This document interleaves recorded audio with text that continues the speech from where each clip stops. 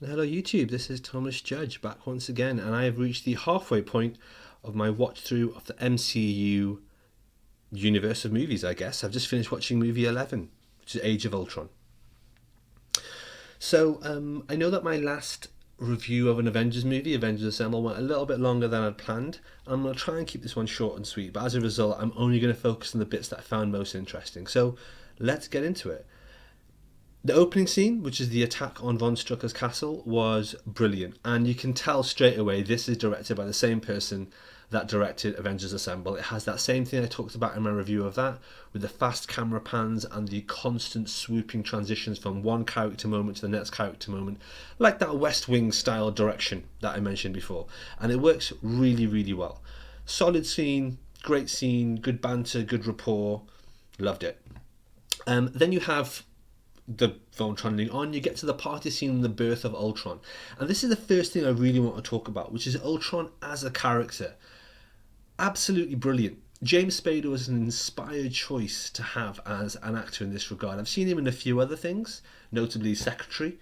And he's a really interesting actor, but I would never have thought he would be perfect for this, but he really was. They motion captured him for the Ultron robot in the movie, and you can tell it's such an unusual, quirky characterization of a villain, and it's so much better than anything done in the comics. In the comics, Ultron is kind of a one-note villain: robot, evil, wants to kill everyone, bwahaha, the end. Whereas in this, you have this really unusual composite personality. He has all the quirkiest bits of Tony Stark, which is his father figure. But then underlain by that, you have this kind of like incipient sociopathy, which again, Tony Stark is always kind of on the verge of having anyway. I mean, you can't be a narcissist without having an utter disregard for other people. In addition, when you watch it, if you watch his mannerisms and you watch some of the lines he comes up with, his delivery and his tone, there's something very Jokerish about the portrayal. And by that, I love all the different portrayals of Joker that have been on the big screen. But by that, what I mean is this sense of unbridled control and confidence that you are the most dangerous person in the room. And so there's this kind of weird, Lasonic, relaxed kind of, oh, hey, I'll make some banter and I'll joke about this and I'll act all light-hearted because if anything goes wrong, I will tear you in half. And it's a really interesting and really well thought out characterization, because really when you are that powerful, when you are that strong, you don't have to make an effort to pretend to be. Things just start seeming funny and start seeming whimsical, and this is the whole inherent contradiction to the Joker's character and the Joker's portrayal. And in this case, Spader really gets it on the button for Ultron in terms of Ultron's kind of weird comedy stroke, kind of irreverent, self-obsessed narcissism.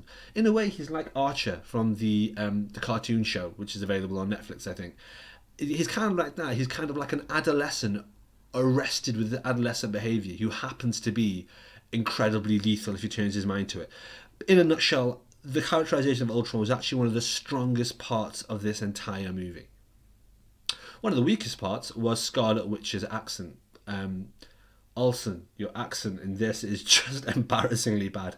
I'm so glad that it disappears in the later movies. Just bringing back to Ultron, one thing I was kind of a bit annoyed about in terms of the pacing is that he moved from his sort of broken Pinocchio body in that original birth scene to like a relatively finished Ultron chassis where he looked pretty cool, literally from one scene to the next. And it's a shame. I would have liked to have seen a bit more evolution in his body from one to the other to the other. But anyway, sorry, those were just my thoughts about the strongest part of the movie. Then obviously you have the central battle, which fundamentally comes down to Iron Man fighting Hulk, which is kind of obligatory when you think about it.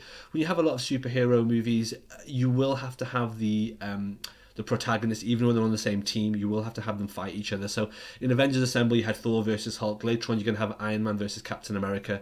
And here you got Iron Man versus Hulk. It's mainly just fan service, but it is done really well. Like I say, it's kind of obligatory, but it does make sense. The one thing that doesn't make sense is Scarlet Witch in this central battle sequence. This is, as far as I recall, the only time you see her actually doing something that's telepathic in nature. Yeah, she does all the magic stuff, she has her hexes, she does loads of really cool telekinetic stuff later on.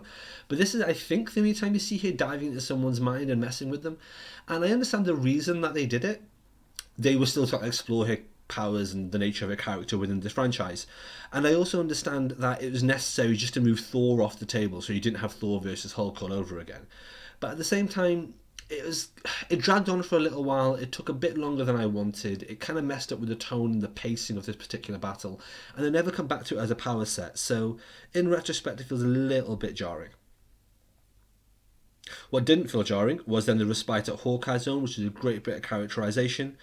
And I thought that was just overall great. The whole thing in terms of characterization with Black Widow and Bruce Banner was done really, really well. If you consider at the start of this movie, there was no real inkling or inclination to think that they were going to be a couple. By the end of this movie, they really felt like, you know, two people you were invested in and really wanted to get together. So that was brilliant performance from both of those. Really good screenwriting, really good acting, really good dialogue.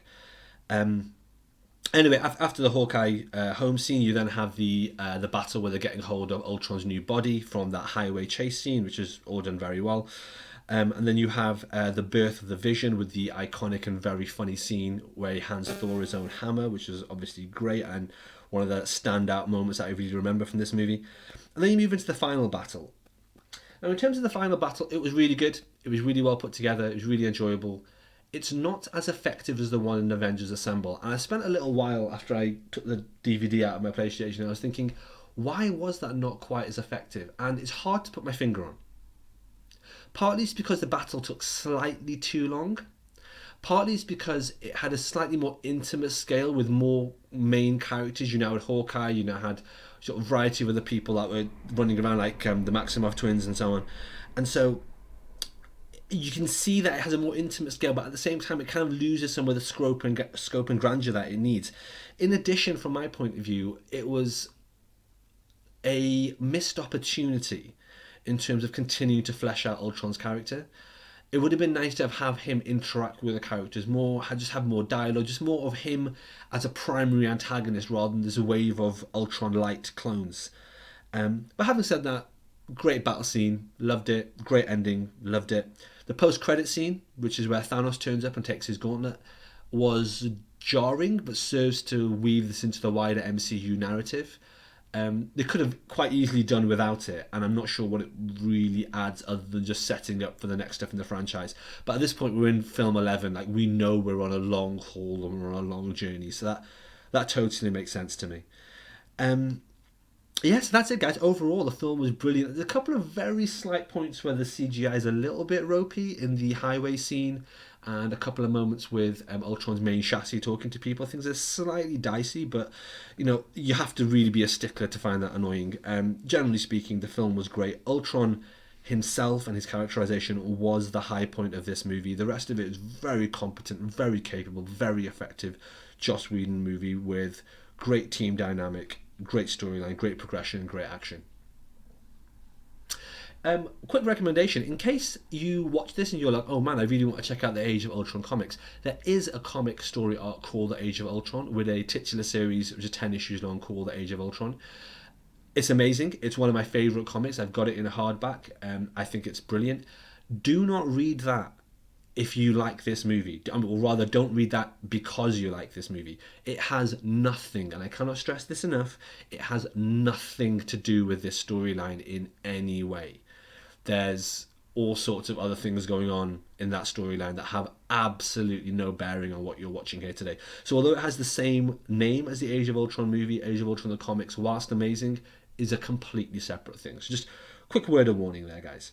And that's it. That's my thoughts. Like I'm saying, trying to keep these sharp and sweet because I'm not keen on going long on these. But let me know what you think. Please like, comment, subscribe. How are you finding the quarantine? How are you finding the Marvel watch through? Are you watching through along with me? What are your thoughts? And as always, please support the channel by heading over to Amazon and picking up my free episodic novel, No Gods or Kings. The first volume is absolutely free if you're on Kindle Unlimited. And it's well worth checking out, especially while we're all on lockdown. If you want to read about a brand new superhero world that's kind of a cross between World War Z and Watchmen, this is something you can check out, and I'd really appreciate it. Until tomorrow, when I'll be watching the last of the Phase 2 movies, which is Ant-Man, stay classy.